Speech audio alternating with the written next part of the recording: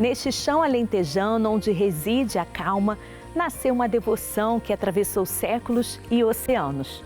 Tudo começou com a história de um pastor e uma vaca caída numa cova. Uma história conduzida pela Virgem Maria. No episódio de hoje, vamos conhecer um santuário onde a simplicidade toca o sagrado e no qual a Mãe de Deus continua a defender os que nela confiam. Nossa Senhora de Brotas, Concelho de Mora, na Arquidiocese de Évora.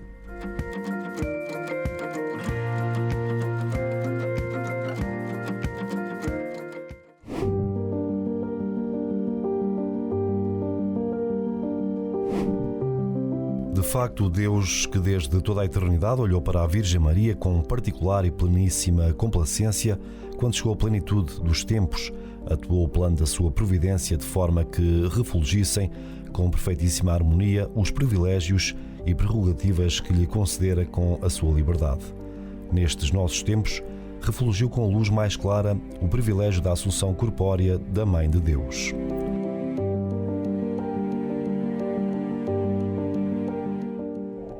Padre Nelson, estamos aqui em um dos santuários mais antigos de Portugal. O senhor poderia nos contar essa história deste local tão singular? Sim, é tão singular quanto a sua data, não é verdade?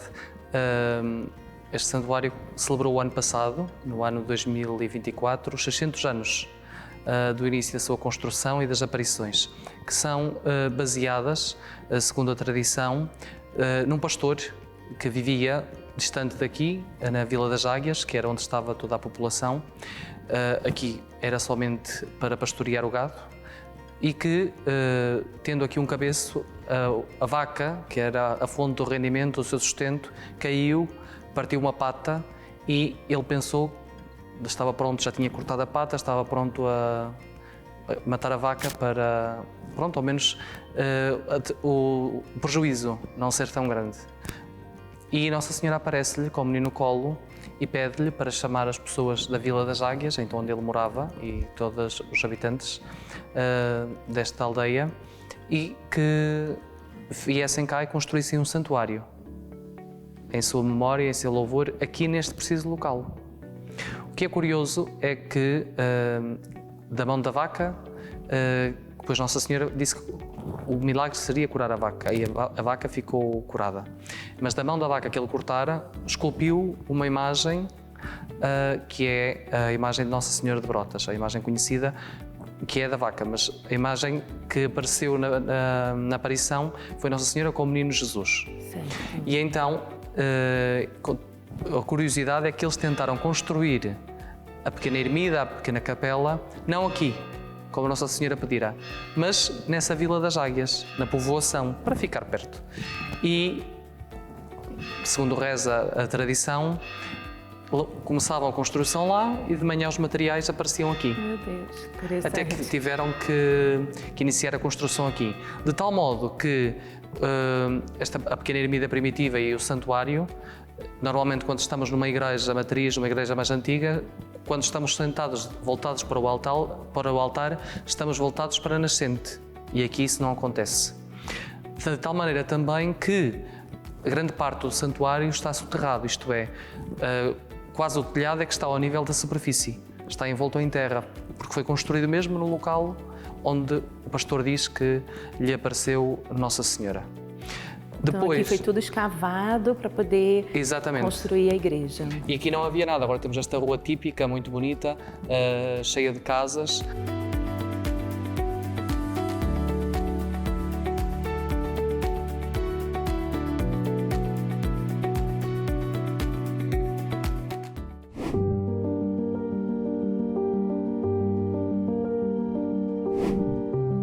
Quando se definiu solenemente que a Virgem Maria, Mãe de Deus, foi imune desde a sua concepção de toda a mancha, logo os corações dos fiéis conceberam uma mais viva esperança de que, em breve, o Supremo Magistério da Igreja definiria também o dogma da Assunção Corpórea da Virgem Maria ao céu.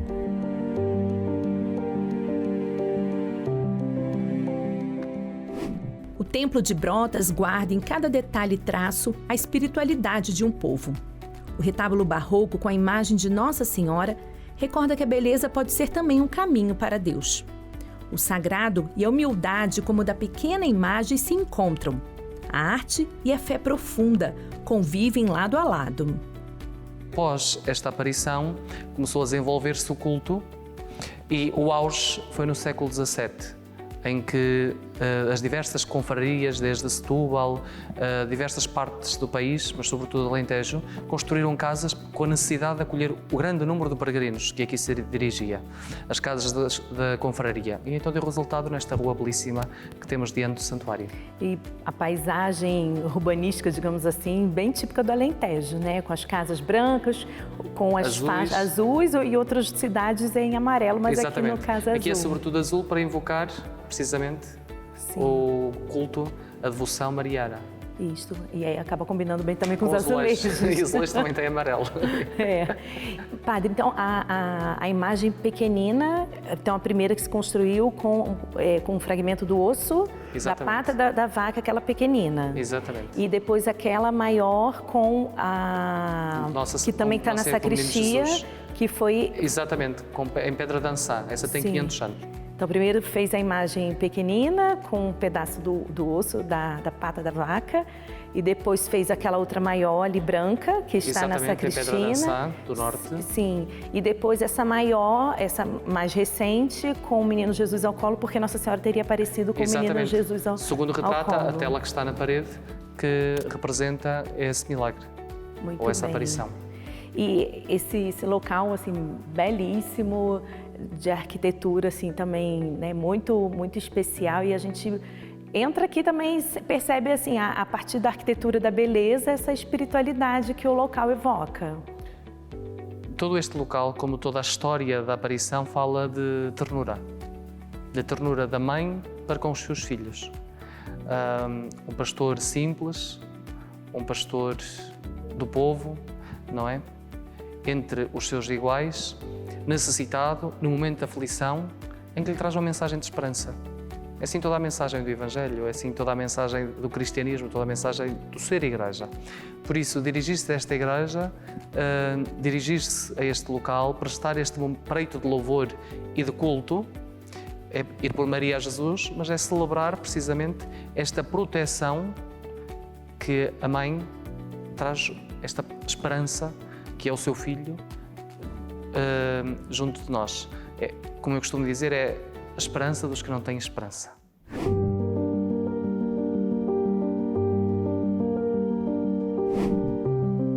Esse mistério, pelo que respeita à glorificação celestial do corpo de Augusta, Mãe de Deus, não podia ser conhecido por nenhuma faculdade de inteligência humana, só com as forças naturais. É, portanto, verdade revelada por Deus e, por essa razão, todos os filhos da Igreja têm a obrigação de crer firme e fielmente.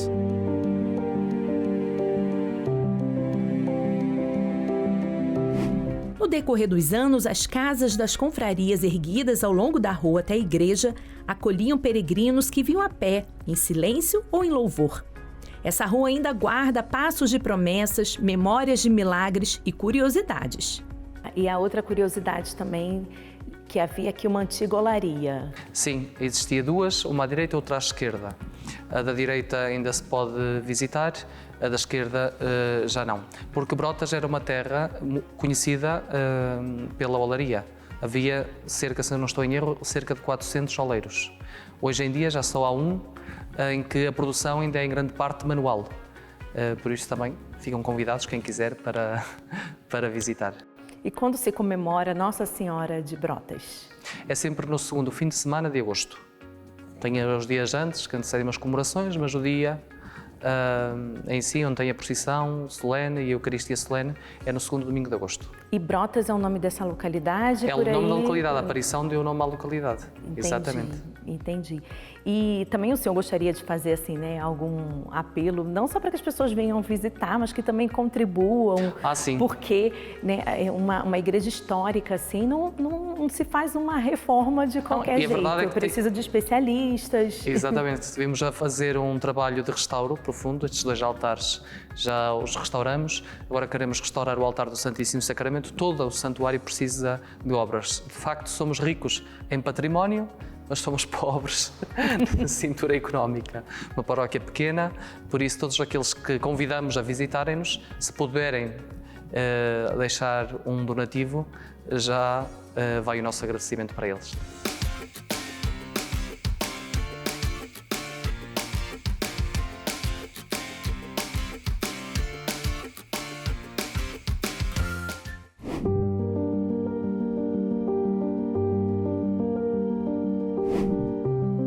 Convinha que aquela que no parto manteve ilibada a virgindade conservasse o corpo incorrupto mesmo depois da morte. Convinha que aquela que trouxe ao seio o Criador encarnado habitasse entre os divinos tabernáculos. Convinha que morasse no tálamo celestial aquela que o Eterno Pai desposara. Convinha que aquela que viu o seu filho na cruz, com a oração traspassado por uma espada de dor e de que tinha sido imune no parto, contemplasse assentada à direita do Pai. Convinha que a Mãe de Deus possuísse o que era do Filho e que fosse venerada por todas as criaturas como mãe e serva do mesmo Deus.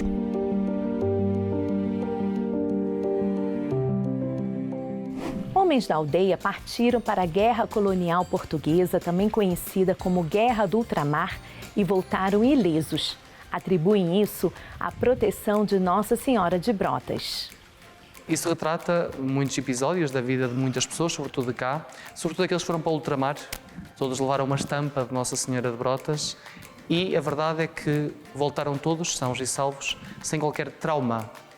Não é só que tivessem sofrido algum incidente por lá, ou seja, perdido a vida, ou amputado uma perna, ou sido feridos. Não tiveram trauma pós Também no aspecto emocional. Exatamente, psíquico. E por isso se plasma e se traduz esta devoção também em gratidão. Porque Nossa Senhora e a Mãe da Igreja não continua a interceder por seus filhos só há 600 anos atrás. Esta mensagem é atual. Nas nossas faltas de esperança, nas nossas aflições, nas nossas dores, Maria intercede, Maria está e leva-nos sempre junto do seu Filho. Por isso o santuário também está ao final da rua. Ou seja, vimos como peregrinos e chegamos e encontramos Maria que nos conduz, Jesus. Quem voltou do ultramar ainda se emociona quando fala dela. Não da guerra, mas da mãe que os preservou. A fé de Brotas supera trincheiras e sofrimentos, sustentando quem partia sem saber se voltava. Senhor Manuel Ramalhão é um ex-combatente e relata um dos tantos livramentos durante os 14 meses que passou em Angola. Dessa vez, quando o meu animal ficou mesmo em cima da mina, eu fui ferido. Mas foi uma coisinha pouca, foi aqui na mão. Eu estava a fazer fogo para um lado, na picada era a estrada. E então o oficial disse para os gajos das armas pesadas para não fazerem fogo. O morteiro, aquilo bomba chegava a bater uma árvore, os telhaços podiam vir para cima da gente. E ele disse para eles não fazerem fogo, mas aquilo a gente tivemos ali 4 horas e 45 minutos ali debaixo de fogo. Eles calavam-se, a gente calava-se. Daí começava outra vez eles, depois começámos a gente. Foi aquilo o tempo todo e tivemos logo um ferido aos primeiros tiros. E acho que foi um estilhaço mesmo dessa coisa que passou. Passou pelo nariz, isto, os senhores podem não se acreditar, mas isto é verdade. Hein? Passou pelo nariz desse rapaz, que era um 47, estava de pé a fazer fogo para um lado, passou aqui pelo nariz e veio-me passar aqui para a mão, que ainda tenho aqui um cagulozinho. Isto parece mentira, não é? Mas não é. Hoje não está aqui companheiros nenhum, mas estivesse. Nos momentos mais difíceis, a Virgem Maria foi sempre o sustento. No retorno à casa, ele e os companheiros promoveram no santuário diversas homenagens. Enquanto houver forças, Senhor Manuel estará presente nas festas e procissões. Os olhos marejados demonstram um amor por Nossa Senhora. Já vou fazer 81 e pronto, quando eu puder,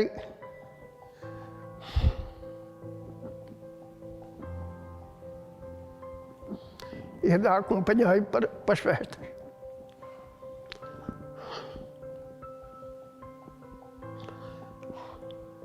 Depois fizemos ainda aí 2 festazinhas. O malta juntou-se todo e fizemos aí uma festazinha. Depois começámos Está mais velhos, outros começaram a abalar. Hoje já há bem poucos. Eu agora cheguei e andava a fazer uma caminhada. Sinto-me bem, mas pronto. A Nossa Senhora das Brotas, para mim, acompanhou-me lá sempre. E naqueles sítios, nas horas mais más, eu lembrava-me dela. E eu, graças a Deus, ainda aí estou e me sinto bem. Mas ainda agora, há dias, aí na televisão, no Canal 1, houve uma entrevista de malta que foi ao ultramar, uns a queixarem-se disto, outros a queixarem-se daquilo. Eu nisso, graças a Deus, penso que não. Quando há aí a precisão, tenho ido sempre qualquer coisa da Nossa Senhora das Brotas acompanhar.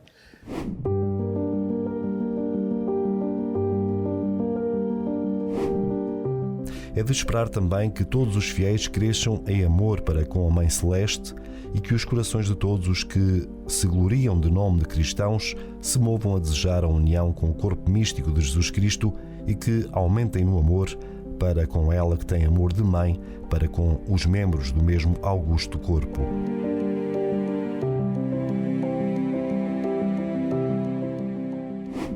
De Brotas para o mundo, a fé que começou com um pastor no campo hoje alcança corações em todos os continentes. Devoção antiga, mas sempre nova. Para muitos, é a lembrança viva das raízes e da segurança que nunca falta. Aqui mesmo dessa localidade, essa devoção foi ao Brasil, que no entanto também tem uma diocese chamada Brotas lá no Brasil, então que o senhor poderia comentar também dessa devoção além-mar.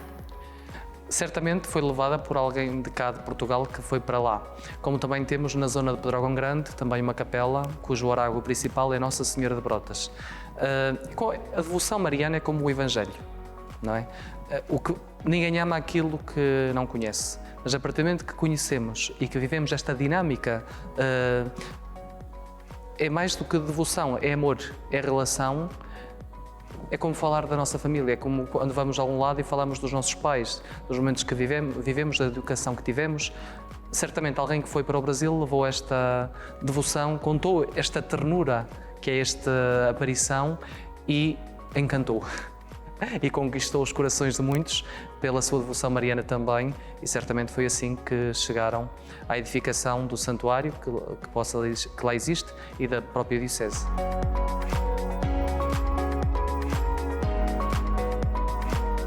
Neste templo, onde o tempo repousa e a fé respira, as histórias de pastores, soldados e peregrinos continuam vivas. E Nossa Senhora de Brotas sempre a acolher, proteger e recordar que a esperança sempre vence, mesmo nos dias de batalha. Entre campos dourados e silêncios antigos, Brotas continua a ser abrigo, refúgio para corações que esperam, altar para quem caminha com fé. Na pedra e na história, uma presença que não se explica, apenas se sente. É Maria, mãe que guarda, que conduz, que sustenta. Das colheitas ao altar, dos combatentes às crianças, cada alma que passa por este lugar leva consigo algo invisível. Um consolo, uma paz, uma promessa. Porque quem confia em Maria jamais está só. E neste santuário que o tempo não apagou, a fé permanece. Viva, em voz baixa, mas firme. Como um sussurro do céu no coração do Alentejo. Este foi mais um episódio da série Santuários Marianos de Portugal. Pé na estrada e até a próxima!